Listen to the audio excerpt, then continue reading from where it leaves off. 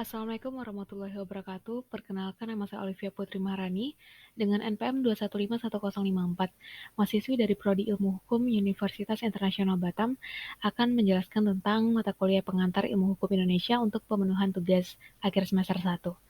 Selanjutnya, di sini kita akan membahas tentang perspektif aliran hukum terkait kasus sengketa merek antara Dua Kelinci dan Garuda Food. Nah, di sini ada 3 rumusan masalah. Yang pertama adalah perspektif aliran hukum alam, yang kedua adalah perspektif aliran hukum positivis, dan yang terakhir perspektif aliran hukum sosiologis. Selanjutnya ada secara singkat bagaimana sengketa itu mulai. Jadi pada kasus sengketa merek antara Dua Kelinci dan Garuda Food yang terjadi pada bulan Juni 2007, kedua perusahaan makanan itu memperebutkan nama Katom sebagai merek produk kacang atom yang diproduksi kedua perusahaan itu. Garuda Food yang merasa didahului Dua Kelinci untuk mendaftarkan merek itu ke Direktorat Jenderal Hak Atas Kekayaan Intelektual, yaitu Ditjen Haki, menggugat Dua Kelinci di Pengadilan Niaga Semarang. Nah, Garuda Food baru mendaftarkan merek Katom ke Ditjen Haki pada 30 Maret 2004. Pada proses pemeriksaan, ternyata ditemukan merek yang sama yang pertama kali dikeluarkan oleh Dua Kelinci pada tanggal 16 Maret 2004. Sertifikat pendaftaran merek Katom yang dilakukan Dua Kelinci dikeluarkan Ditjen Haki pada 19 September 2005 sebagai pemilik sekaligus pemakai pertama dari merek Katom. Maka keluarnya sertifikat pendaftaran merek atas nama Hadi Sutiono jelas sangat merugikan bisnis Garuda Food. Karena itulah Garuda Food kemudian menggugat Hadi di Pengadilan Niaga Semarang. Dalam gugatannya disebutkan bahwa Hadi telah mendaftarkan merek Katom dengan etikat tidak baik. Dari gugatan itu, karena Garuda Food adalah pemilik dan pemakai pada sengketa kasus di atas, maka penulis ingin mengetahui implementasi Undang-Undang Nomor 15 Tahun 2001 atas penyelesaian terhadap hukum sengketa, pendaftaran dan pendaftaran melalui jalur litigasi pada pengadilan. Undang-Undang Nomor 15 Tahun 2001 juga mengatur perselisihan di luar pengadilan atau non-litigasi. Selanjutnya, yang terdapat pada pasal 84 Undang-Undang Nomor 15 Tahun 2001 merek bahwa selain penyelesaian gugatan sebagaimana dimaksud dalam bagian pertama bab ini, para pihak dapat menyelesaikan sengketa melalui arbitrase atau alternatif penyelesaian sengketa. Alternatif penyelesaian sengketa atau APS di Indonesia mudah pelaksanaannya, meskipun masyarakat tradisional di kita memiliki akar budaya penyelesaian secara musyawarah untuk mencapai mufakat dan pola penyelesaiannya sengketa menang-menang atau win-win solution. Penyelesaian sengketa berupa suatu proses yang ditempuh dalam menyelesaikan pertikaian atau konflik kepemilikan hak merek, baik melalui pengadilan litigasi dengan mengajukan gugatan perdata ganti rugi kepada pengadilan jika mereknya digunakan pihak lain tanpa hak maupun melalui alternatif penyelesaian sengketa atau APS atau non-litigasi, seperti yang digunakan oleh PT Dua Kelinci, Hadi Sutiono, dan PT Garuda Food Putra Putri Jaya dalam penyelesaian sengketa merek Katom tersebut. Pengadilan dipilih sebagai salah satu cara dalam proses penyelesaian sengketa di bidang merek yang sesuai dengan Undang-Undang Nomor 15 Tahun 2001.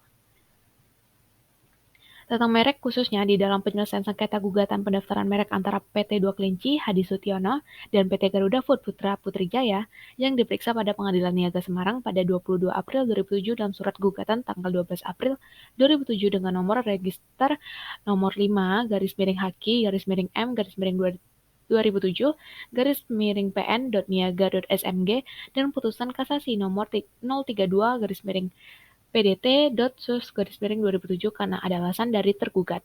Alternatif penyelesaian sengketa juga dipilih oleh PT Dua Kelinci yaitu Hadi Sutiono dan PT Garuda Food Putra Putri Jaya pada 3 Juli 2008 karena adanya hubungan antara kedua belah pihak makanan ringan maka kedua belah pihak atas prakarsa pihak ketiga. Selanjutnya, di sini ada perspektif menurut aliran hukum alam. Dunia industri dan perdagangan nasional menunjukkan berbagai gejala persaingan perebutan pasar yang tidak sehat, tidak simpatik, serta tidak mengindahkan nilai-nilai etis dalam perdagangan. Keadaan ini seringkali tidak hanya merugikan produsen, tetapi juga merugikan masyarakat luas, khususnya konsumen. Disinilah merek sebagai salah satu wujud karya intelektual memegang peranan yang sangat penting dalam mencegah persaingan usaha yang tidak sehat tersebut. Merek merupakan salah satu komponen hak kekayaan intelektual yang perlu mendapatkan perhatian khusus. Pelanggaran atau perilaku penyimpang di bidang merek akan selalu terjadi. Hal ini berkaitan dengan perilaku bisnis yang curang, yang menghendaki persaingan atau kompetitif, dan berorientasi keuntungan atau profit oriented, sehingga membuka potensi aktivitas bisnis yang curang atau melanggar hukum, dan motivasi seseorang melakukan merek terutama jika memiliki keinginan untuk memperoleh keuntungan dalam praktik bisnisnya tersebut. Selanjutnya adalah perspektif aliran hukum positivis. Dari suatu produk barang dan jasa tidak terbatas pada suatu negara, sesuai dengan suatu merek produk barang dan jasa yang berkualitas akan menjadi tren dan digemari secara umum. Hal tersebut memberikan dampak yang berupa semakin banyaknya peniruan dan penciplakan yang secara jelas tidak mencerminkan perdagangan modern yang negatifnya adanya suatu persaingan. Tetapi persaingan yang sehat, persaingan yang kompetitif, Indonesia saat ini telah ada undang-undang merek terbaru yaitu Undang-Undang Nomor 15 Tahun 2001 yang diundangkan pada tanggal 1 Agustus 2001. Undang-undang merek baru ini merupakan penyempurnaan dari undang-undang sebelumnya yaitu Undang-Undang Nomor 19 Tahun 1962 dan Undang-Undang Nomor 14 Tahun 1997. Dengan undang-undang merek baru ini, terciptalah pengaturan merek dalam suatu naskah atau teks tunggal sehingga lebih memudahkan masyarakat untuk memahami dan selanjutnya untuk dilaksanakan. Dalam hal ini, ketentuan-ketentuan dalam undang-undang merek lama yang substansinya tidak diubah kembali dalam Undang-Undang Nomor 15 Tahun 2001. Undang-Undang Nomor 15 Tahun 2001 tentang merek yang merupakan penyempurnaan dari undang-undang merek yang telah ada sebelumnya memberikan penugasan bahwa apabila suatu sengketa terhadap suatu merek terdaftar, maka terjadi permohonan pendaftaran merek tersebut dapat diajukan pada pengadilan niaga. Pada kasus sengketa merek antara Dua Kelinci dan Garuda Food yang terjadi pada bulan Juni 2007. Selanjutnya, ada perspektif aliran hukum sosiologis. Nah, di sini bahwa melihat efektivitas undang-undang tentang kebebasan pers dan ekspresi masyarakat, maka perlu dikemukakan pula teori demokrasi deliberatif dari Jurgen Habermas yang sejatinya merupakan teori sosial, khususnya dalam ranah ilmu politik.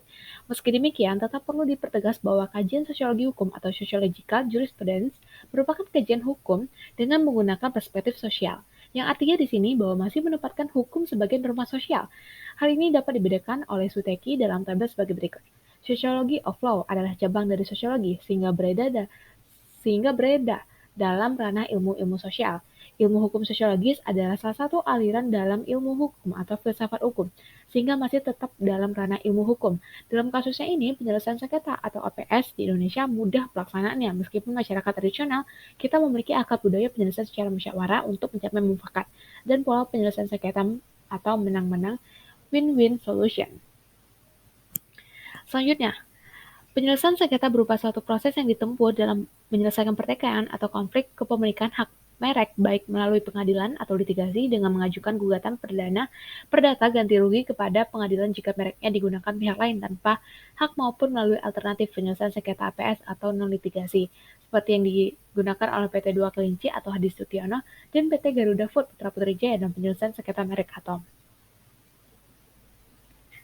Jadi kesimpulannya di sini adalah dalam Undang-Undang Nomor 15 Tahun 2001 tentang merek kemungkinan adanya penyelesaian sengketa melalui arbitrase atau alternatif penyelesaian sengketa, sehingga perlu disosialisasikan terus-menerus sehingga para pihak yang bersengketa tidak perlu menyelesaikan sengketanya melalui gugatan di pengadilan yang memerlukan waktu yang lama, sehingga dengan digunakan arbitrase atau alternatif penyelesaian, sengketa bisa mengurangi tumpukan perkara di pengadilan niaga.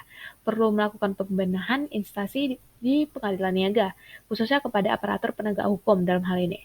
Itu sendiri diharapkan pembenahan sistem pengadilan niaga ini nantinya akan meningkatkan mutu atau kualitas putusan terhadap sengketa hukum merek yang mampu menjawab rasa keadilan dan memunculkan hakim-hakim yang profesional dan tentunya memberikan hasil yang maksimal pada putusannya.